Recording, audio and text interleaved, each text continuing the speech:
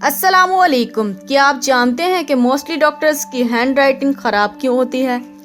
और क्या आप जानते हैं कि हम एब्रीवेशंस का इस्तेमाल क्यों करते हैं? और क्या आप जानते हैं कि एएम और पीएम का फुल फॉर्म क्या है और इसका मतलब क्या है?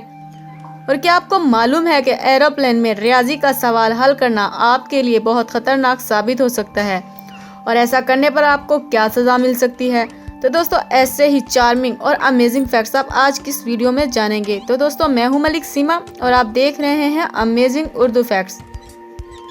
तो दोस्तों, चलते हैं अपनी वीडियो की तरफ। Fact number 1।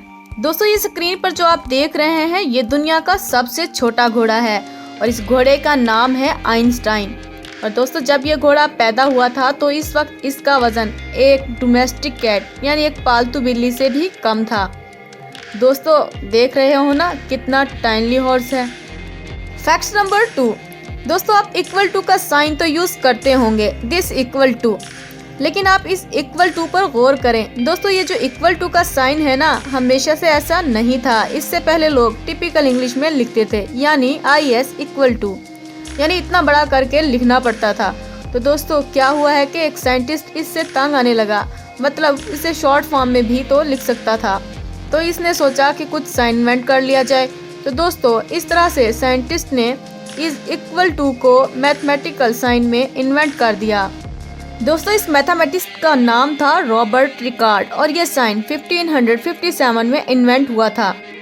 Fact number 3। दोस्तों, इस दुनिया की सबसे बड़ी मशीनरी कौन सी है? तो ये देखो, इस लिस्ट में सबसे बड़ी मशीनरी लार्ज हैडरन कोलाइडर है। इसके बारे में तो यकीनन आपने सुना ही होगा। यहाँ पर पार्टिकल्स को विस्प्यूट किया जाता है और बहुत सारे एक्सपेरिमेंट्स किए जाते हैं।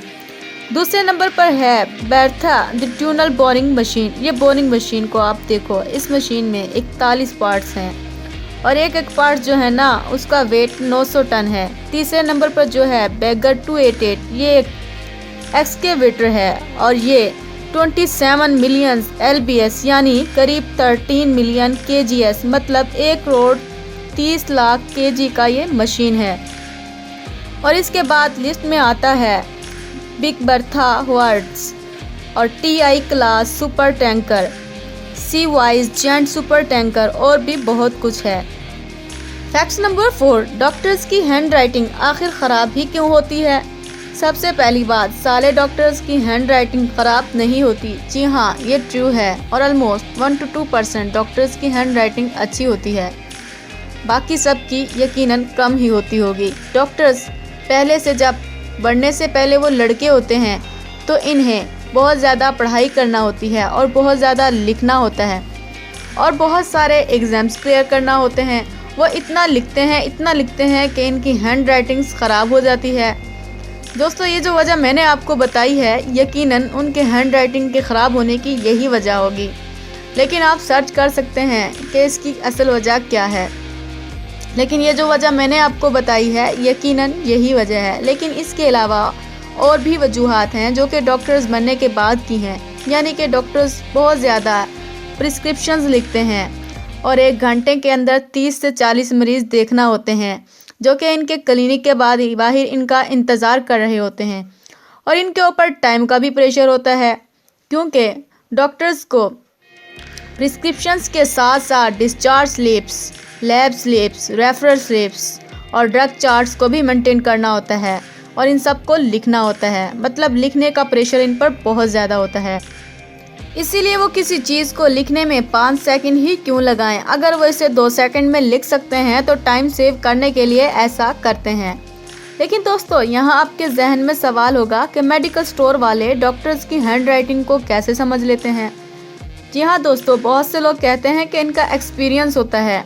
वो लोग पहले और लास्ट लेटर को देखकर, बीमारी को देखकर गैस कर लेते हैं कि कौन सी दवाई लिखी हुई है और वो देखकर आइडिया लगा लेते हैं कि इस बीमारी में यही दवाई लिखी होगी।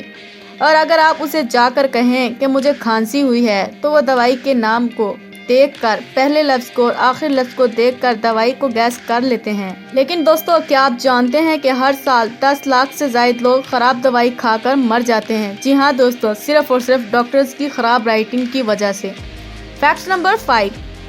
सूरज ग्रहण के बारे में तो आपने सुना होगा, लेकिन क्या आप जानते हैं कि सबसे ज़्यादा तवील तरीन सूरज ग्रहण कितना रिकॉर्ड किया गया है? दोस्तों, पाकिस्तान समेत दुनिया के कई ममालिक में 21वीं सदी के तवील तरीन सूरज ग्रहण का मुशाहिदा 15 जनवरी 2010 को किया गया, जिसका दौरानिया 6 घंटे 3 मिनट रहा। और दोस्तों, ये ग्रहण अंगूठी की शक्ल का था। फैक्ट नंबर 6, एक इंसान नॉर्मल सा मैथमेटिक्स को सॉल्व कर रहा था। वो अपने एरोप्लेन की सीट पर बैठा था, लेकिन साइड में एक बूढ़ी औरत बैठी थी। वो समझी कि ये कोई टेररिस्ट है, लेकिन ऐसा नहीं है कि उसको मिसट्रीट किया गया, बल्कि रिस्पेक्ट से ट्रीट किया गया और उसकी जांच पड़ताल की गई, जिससे बिल आखिर ये पता चला कि ये मैथ ऑफिसर है। तो दोस्तों, हम इससे मतलब नहीं अखज़ कर सकते कि ये कोई टेररिस्ट है या मैथ इक्वेशन कर रहा है तो बॉम्ब की प्लानिंग कर रहा होगा। लेकिन दोस्तों, हम सब मूवीज़ देख देख कर फिल्मी लोग बन गए हैं। फैक्ट नंबर 7, किसी भी चीज़ का शॉर्ट फॉर्म जो होता है किस लिए लिखते हैं? तो दोस्तों, हम शॉर्ट फॉर्म का इस्तेमाल इसलिए करते हैं ताकि टाइम बच पाए। जैसे यूनियन पब्लिक सर्विस कमीशन का UPSC और गुड नाइट का GN, पर www वर्ल्ड वाइड वेब बोलने में ज़्यादा टाइम लगता है, जबकि www में कम लगता है। और क्या आप AM और PM का मतलब जानते हैं? दोस्तों, AM का full form anti meridiem, PM का मतलब है पोस्ट मेरिडियम और इस एंटी मेरिडियम का मतलब है बिफोर मिड डे, मतलब 12 बजे से पहले।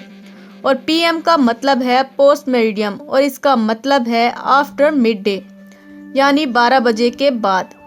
फैक्ट नंबर 8, क्या आप जानते हैं कि दुनिया का सबसे बड़ा जानवर कौन सा है? यकीनन आपके जहन में इसका जवाब हाथी होगा, लेकिन दोस्तों, दुनिया का सबसे बड़ा जानवर नीली व्हेल है, जो कि समुद्री जानवर है। दोस्तों, पैदाइश के वक्त इसका वजन 3 टन और 12 माह की उम्र तक पहुंचकर इसका वजन तकरीबन 26 टन हो जाता है।